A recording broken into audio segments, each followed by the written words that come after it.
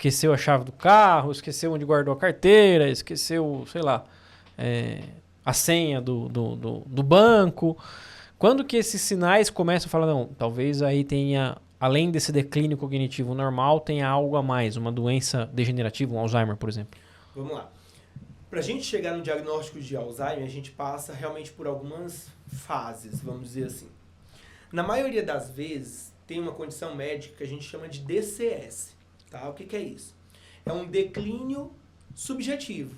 O paciente ele vem no consultório, ele acha que está esquecido, porém, durante a gente faz todos esses exames, observa tudo, a gente não percebe uma alteração importante. Entendi. Tá? Então, é muito comum. Tá? Então, vem um paciente ali com um quadro clínico, sem um quadro clínico muito evidente, e aí a gente consegue perceber isso. Existe outro paciente que ele já tem um comprometimento cognitivo leve, ou seja, é um paciente realmente que tem um comprometimento cognitivo. Então, eu faço os testes e eu encontro alteração nesse paciente. É um paciente que me acende o alerta. É um paciente que eu tenho que observar esse paciente um pouco mais de perto. Porque esse CCL dele, que é esse comprometimento cognitivo leve, ele pode ter um comprometimento no domínio cognitivo memória e pode ter um não acometimento nesse domínio cognitivo memória. Então, é muito importante eu fazer essa diferenciação, porque conforme for o acometimento do domínio cognitivo, geralmente eu caminho para um tipo de demência e geralmente para outra. Tá? Então, isso é muito importante. Quando esse paciente tem um comprometimento significativo e esse CCL passou ali para ter um Alzheimer realmente, ele começa a ter uma perda de funcionalidade importante, ele começa a ter uma progressão importante. Então a gente classifica esse paciente aí já num DA incipiente, que é uma demência de Alzheimer inicial, e aí a gente tem já a indicação de fazer a terapia para esse paciente. Tá? Até enquanto a gente está nessas fases prés, a gente não pode, exemplo, fazer terapia medicamentosa, tá? Até então, tá? A gente tem que fazer outras terapias, terapia cognitiva, reabilitação cognitiva, porém a gente deixa a terapia do Alzheimer geralmente quando a gente fecha o diagnóstico realmente. Tá, mas por exemplo, por familiar que está em casa,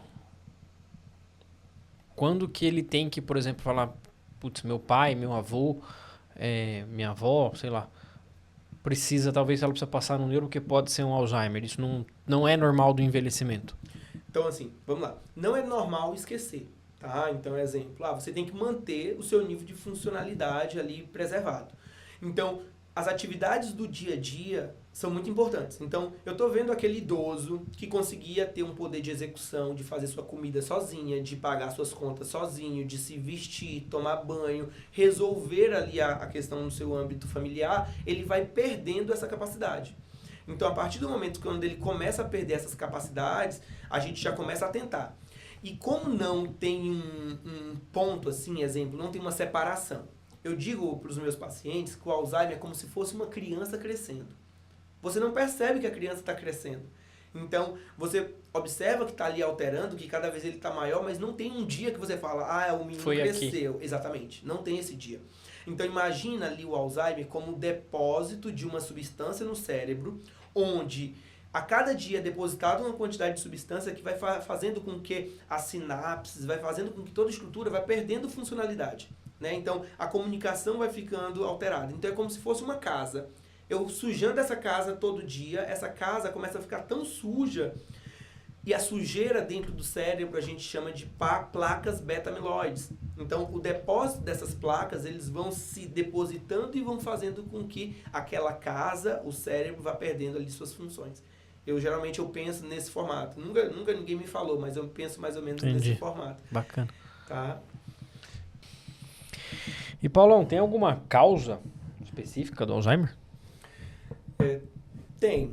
Existe a questão da fisiopatologia do Alzheimer, que seria o depósito de alguns tipos de proteínas defeituosas. Então, essas proteínas defeituosas, elas vão se acumulando no cérebro, no parênquima cerebral, e provocando ali a perda de funcionalidade. Então, é o depósito dessas substâncias que vão se depositando aos poucos, e aí vai provocando toda a alteração.